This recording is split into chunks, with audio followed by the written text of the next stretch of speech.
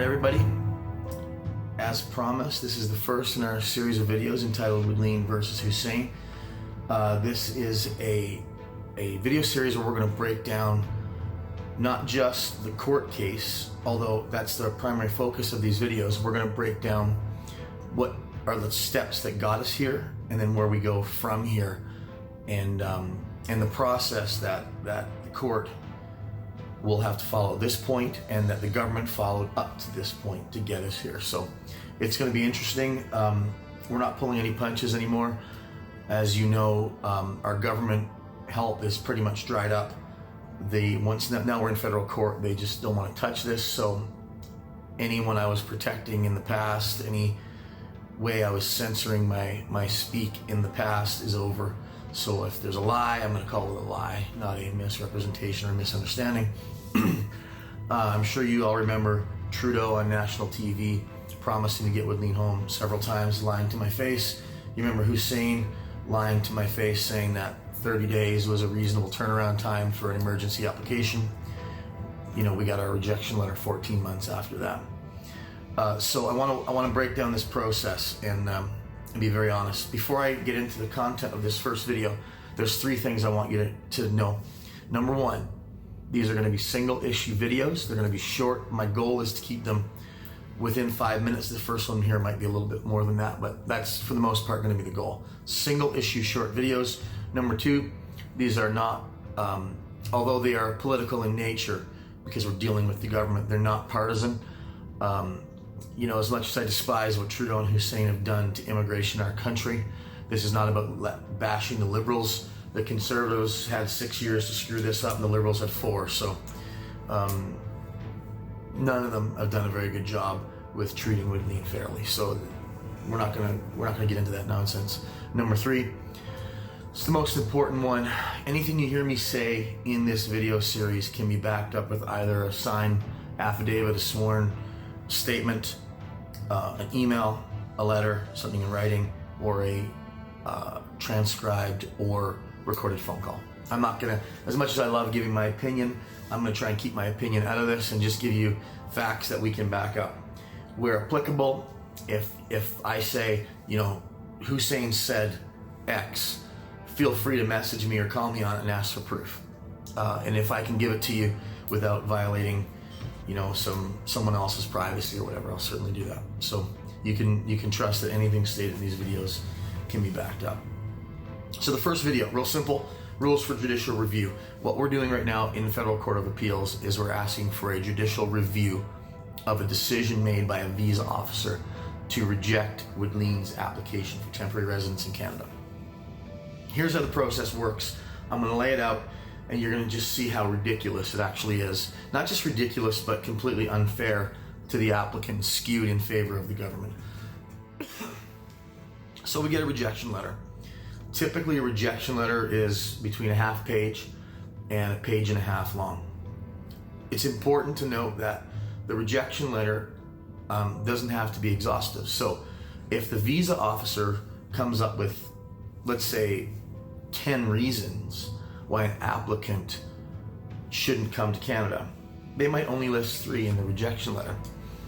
Here's why that's completely horrific, is because some family applying for immigration, you know, from another country, typically these applicants aren't, you know, flowing in cash.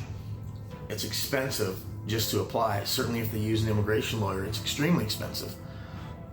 They get a rejection letter and they see, oh, these are the 3 reasons. Well, I can certainly address these. So they spend a bunch more money, or they borrow money to resubmit, and they address those 3 issues, only to find out there was 7 other issues that are bigger, more important, and they didn't address, so they get rejected again. That happened to us. We were rejected in 2017. So we took the rejection letter. We didn't know that we could get a court order to get the longer form, bigger rejection letter. We just thought those are the reasons. So in our second application, the first thing we did in our cover letter was address the reasons of the rejection of the first TRP application. Turns out there was dozens more reasons to be rejected, not just those. And it was a complete waste of time. So there's a rejection letter. Ours has 6 reasons, and it's a page and a half long.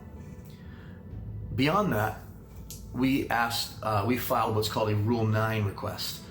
Rule 9 allows us to get a court order to make them give us the long form rejection letter. So like I said, our rejection letter, 6 issues, a page and a half. The long form one, 13 and a half pages. And it was all nonsense. Everything in there is nonsense. And we're going to get into that. That's what these videos are for, is to show you how nonsensical they really are. So we got that letter, 13 and a half pages. Now the problem with that is that you think, okay, if you've got the long form rejection letter, you can go through now and systematically address everything, every single reason she can't come to Canada, reapply, and be guaranteed admittance. Doesn't work that way, because in the long form rejection letter, they reference other documents that aren't included. So in our case, for example, again, I'll get into this further down in other videos, but for example, they say that one of the reasons Widlene can't come to Canada is because she has a biological father who's known to her, who's involved in her life. They even gave his name, and he has parental rights, so he needs to take care of Widlene or sign off on adoption or whatever. So the person that they quoted as being the biological father is actually her mother's brother. We know him quite well.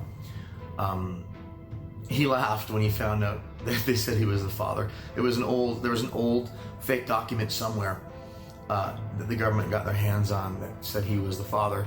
He just signed to help her get a birth certificate, and they made the jump to him being her father, which he's not. So we could do a DNA test, which he's agreed to. We could do a sworn affidavit, which he's agreed to, stating that he's the uncle, not the father. But the rules say we can't submit any new information. So the visa officer gets to say in this rejection that, oh, there's a paternal father out there, and for that reason, this adoption or this visa application can't go through. We don't get to argue that with any new information. We have to prove to the judge that that visa officer's statements are unreasonable, but we're not allowed to bring any new proof to the table. Even though we have the proof, we can't bring it to the table. It will be rejected. That's the way that it works. So we got the rejection letter, the Rule 9 letter with support documentation. If we ask for support documentation, if we ask for access to that documentation, this is the first point when you know if the visa officer was full of crap in their rejection. Normally, if they say, yeah, sure, here's all the support documentation, then they have nothing to hide. Or if they say, we can't give you X, Y, but we can give you Z, X and Y are protected by, someone else's privacy or there's safety involved, which is understandable. But our legal team has said, when we applied and asked for a court order for the support documentation, they said, here's when you're going to know if Hussen and his team are hiding something. If they come back with a bogus reason for not giving you the support docs, then they're hiding something.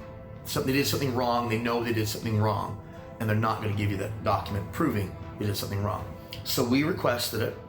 We asked for a court order giving us the support documentation, and you'll see this on your screen. Here's the email, and it says, please see below, IRCC is refusing to disclose any of the material until we provide a Canadian-issued legal custody agreement for Widlene Alexis. It's impossible to obtain a Canadian-issued custody agreement if she's not a Canadian citizen, and they know that. The point is we can't get her to Canada where she qualifies to be a citizen to produce the custody agreement, so it's chicken and egg, and they know they're asking for something that's absolutely impossible to produce, which tells us they're probably hiding something. So we get into then the reasons and asking what are the reasons that they've rejected Widlene's application. And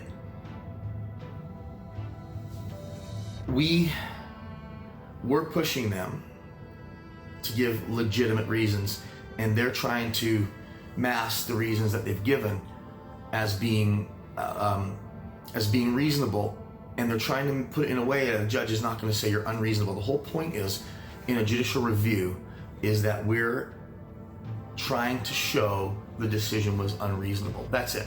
Nothing more. and they're trying to say the decision is reasonable. So we file for judicial review at this point. When we asked for the background information, they said no. The next step is we file for judicial review. That goes in. They have 30 days to respond.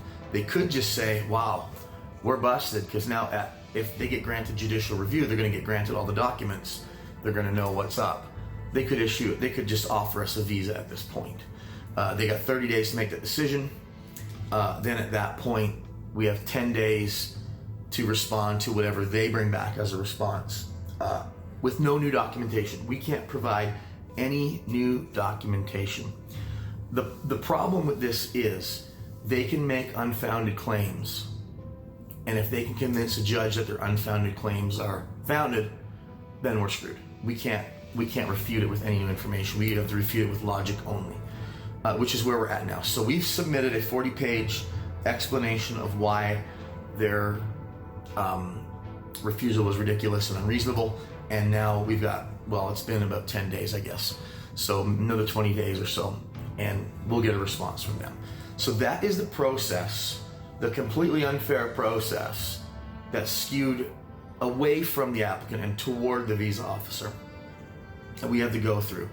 We're fortunate that we've got the opportunity to go through it.